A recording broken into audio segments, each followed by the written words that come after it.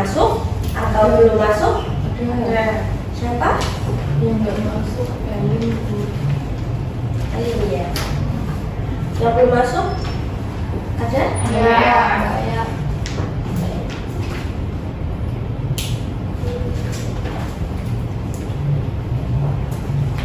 Apa kabar kalian hari ini? Baik, Bu. Alhamdulillah sehat semua ya. Alhamdulillah. Sudah sarapan? Belum. Kenapa kok belum? Punya uang. Ibu tidak masak, Ibu. Masak. Kenapa tidak makan? Siang. Masak air. Baik. Di sini Ibu mau bertanya pada kalian, apakah kalian masih sering menonton televisi? Jarang. Atau kalian Nontonnya sudah kalau malam. Agiset. Nonton Agiset Bu. oh, selain AGZ nggak nonton ya berarti? Nggak. Kayak nonton berita. Dan dekat akademi Bu. Iya. Bapak saya sering nonton berita. Kalau kalian jarang? Jarang. Nggak nonton kisah nyata? Iya nonton. Baik. Apa kalian lebih sering nonton live TikTok atau live di Shopee gitu? Iya. Biasanya lihat apa? Tas, baju atau skincare atau make up? Alat sekolah Bu. Aduh, Masya Allah sekali ya. Nah, nah sekarang kalian biasanya kalau lihat live Shopee atau live TikTok lebih seringnya? Karena apa? Karena ada mohen. Enggak, yang di produknya. Kalian biasanya lebih beli di Shopee atau Shopee? Beli di Shopee. Beli di Shopee karena Potongannya banyak. di home live di TikTok di TikTok. Yang lagi viral itu ya? Iya, beli. Kalian tim Jule atau Bihun? Baik. Beli sapi. Nah, di situ di live itu biasanya ada host dan kita sebagai penonton. Itu biasanya hostnya melakukan kegiatan apa, teman-teman? Promosi. Menawarkan produk ya? Iya. Nah, kita sebagai penonton biasanya mikir-mikir dulu nggak sih kalau alasannya belum tepat, terus ajakannya belum menarik untuk kita, itu enggak? Iya. Iya. Nah, terus setelah melakukan penawaran produk, biasanya host itu melakukan apa lagi? Kayak barang. Terus? Kasih diskon. Nah, biasanya mengajak kita untuk check out itu ya, Iya. membeli produk atau barang tersebut agar kita juga bisa menggunakan produk atau barang tersebut. Nah, itu ada kaitannya dengan materi yang akan kita bahas hari ini, teman-teman. Apa Bu? Sebentar.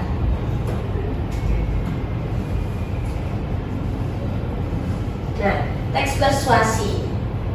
Apa sih teks persuasi itu? Teks persuasi adalah teks yang bertujuan untuk membujuk atau mengajak pembaca agar melakukan sesuatu sesuai dengan keinginan penulis. Teks ini biasanya berisi argumen, alasan, dan ajakan yang ditujukan untuk mempengaruhi sikap, pendapat, atau tindakan pembaca. Seperti tadi teman-teman yang saya contohkan di live Shopee atau TikTok itu, si host mengajak kita sebagai penonton untuk membeli atau melakukan sesuatu dengan keinginan host tersebut, yaitu membeli produk atau barang yang ia jual. Paham teman-teman? Paham Ibu. Ada yang ingin ditanyakan? Belum. Lanjut ya. Di teks persuasi juga memiliki tujuan, yaitu membujuk atau mengajak pembaca agar melakukan sesuatu, mempengaruhi pembaca supaya setuju dengan pendapat penulis, dan mengajak pembaca untuk berubah sikap atau kebiasaan. Ini seperti pengertian tadi dan seperti contoh yang tadi, contoh yang berubah sikap atau kebiasaan itu seperti yang Ibu contohkan tadi. Sebelum kita mengambil barang tersebut, biasanya kita lihat rating di Shopee atau TikToknya dulu kan. Iya, Bu. Dan kalau penawarannya belum menarik bagi kita, pasti kita tidak akan membeli barang tersebut kan? Ya. Nah, seperti itu ya teman-teman contohnya. Paham tidak? Paham. Oke, lanjut. Teks persuasi juga memiliki struktur. Yang pertama ada pernyataan pendapat yang menyampaikan topik atau isu yang ingin dibahas dan alasan pentingnya topik tersebut. Ada argumentasi menjelaskan alasan, fakta, atau data yang mendukung pendapat penulis. Lalu ada ajakan mengajak pembaca untuk melakukan sesuatu sesuai tujuan teks dan penegasan ulang untuk menguatkan kembali ajakan dan tujuan teks persuasi. Teks persuasi juga memiliki ciri kebahasaan menggunakan kalimat ajakan dan perintah halus seperti contohnya mari, ayo, sebaiknya, jangan. Terus mengandung kata-kata yang bersifat membujuk dan menggugah perasaan atau emosional, menggunakan kata hubung yang menunjukkan sebab, akibat, dan pertentangan. Contohnya karena, oleh sebab itu, tetapi. Kalimat ajakan itu seperti ayo kita olahraga agar tubuh kita sehat dan bugar. Lalu ada jangan buang sampah sembarangan.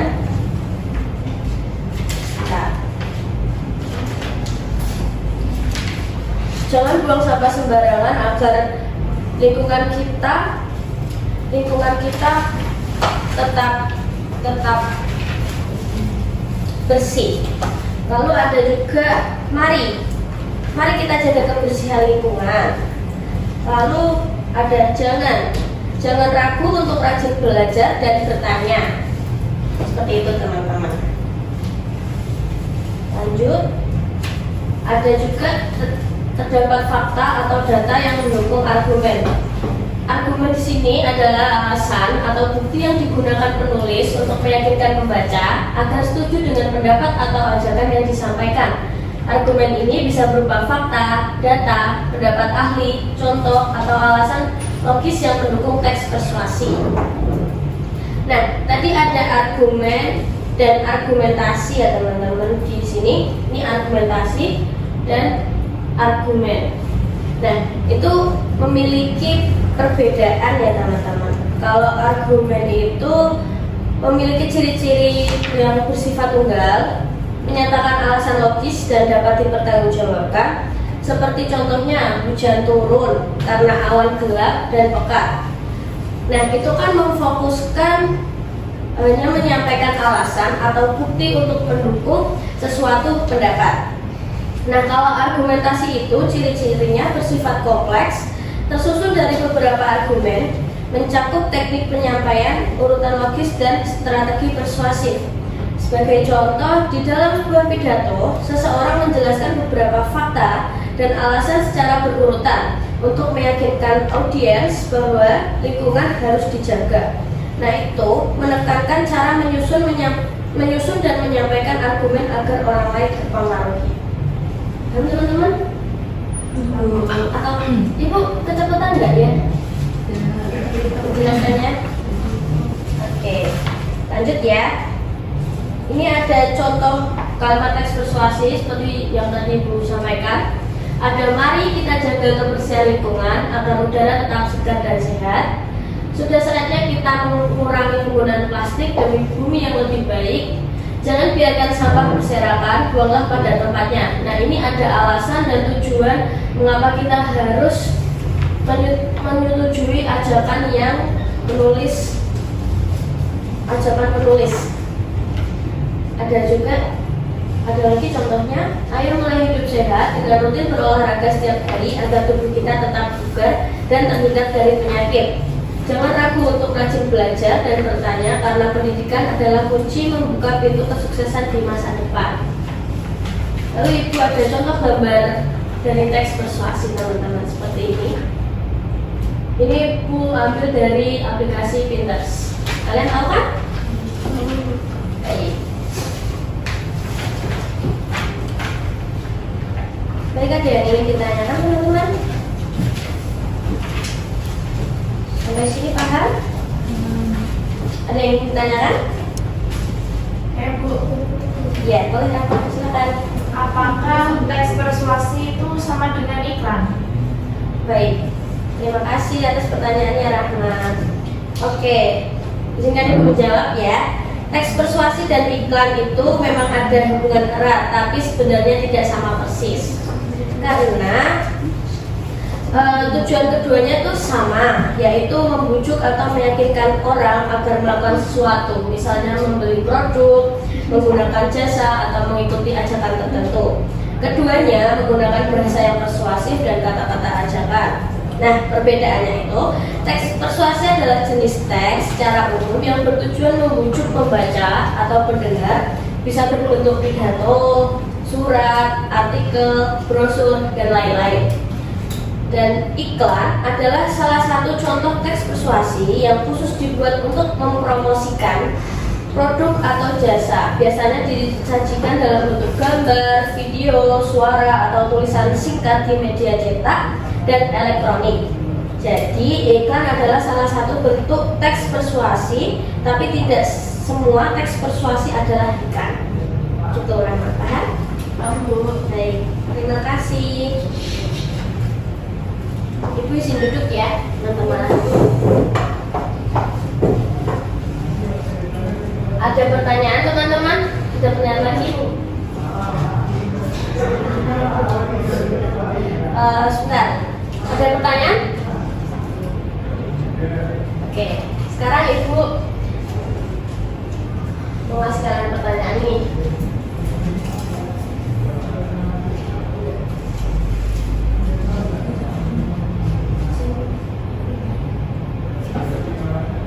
Nah, ini ada, pilihlah kalimat teks persuasi yang benar.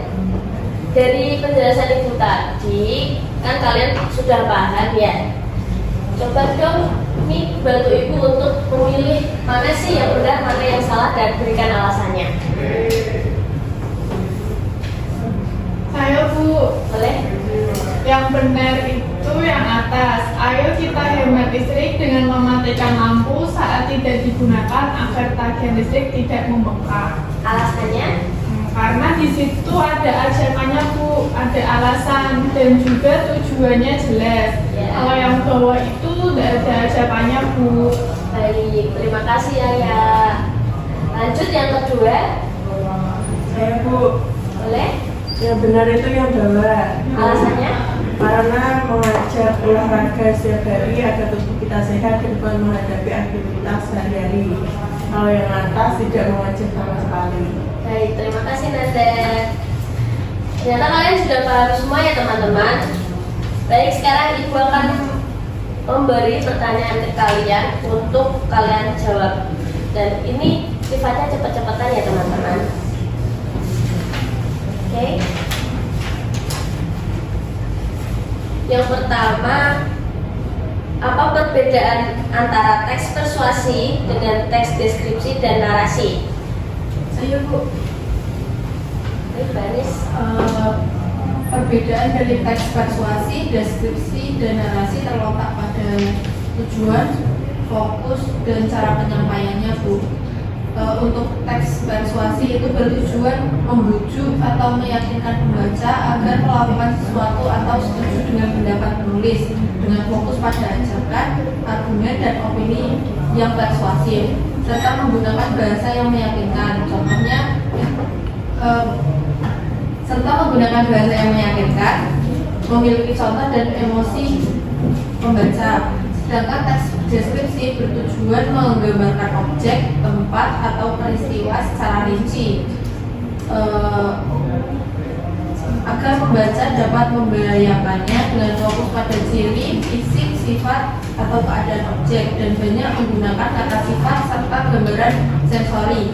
Sementara itu, untuk teks narasi itu bertujuan menceritakan peristiwa atau pengalaman secara kronologis untuk menghibur, memberi informasi, atau menyampaikan pesan moral dengan fokus pada alur cerita, tokoh, dan konflik yang memiliki urutan waktu, klimaks, dan penyelesaian. Baik, jawaban yang tepat. Terima kasih Anis. Lalu yang kedua, Tadi Ibu kan sudah menjelaskan antara argumen dan argumentasi. Nah, pertanyaannya, apa yang dimaksud dengan argumen dalam teks persuasi dan berikan contohnya? Baik, Sisvia, silakan. Argumen dalam teks persuasi itu alasan, bukti atau penjelasan yang digunakan penulis untuk meyakinkan pembaca agar setuju dengan pendapat atau ajakannya. Untuk contohnya, membuang sampah pada tempatnya penting untuk menjaga kebersihan lingkungan dan mencegah banjir. Nah, di situ itu gimana menjaga kebersihan dan mencegah banjir itu menjadi alasan dari pembaca untuk membuang sampah pada tempatnya. Baik, terima kasih Sisvia. Yang terakhir teman-teman, bagaimana cara menilai apakah sebuah teks persuasi itu berhasil atau tidak? Baik, silakan. Sebuah teks persuasi dikatakan berhasil jika mampu meyakinkan pembaca untuk setuju dengan pendapat atau melakukan ajakan penulis. Keberhasilan ini juga dapat dinilai dari beberapa aspek, yaitu kejelasan besar yang mudah dipahami, argumen yang logis, penggunaan bahasa persuasi yang tepat, struktur teks yang runtut dari pengenalan isu hingga penegasan ajakan, serta respon pembaca yang terdorong untuk berpikir, setuju atau bertindak sesuai ajakan tersebut. Baik, terima kasih Lela. Sudah pada paham semuanya ya teman-teman? Sudah Ibu.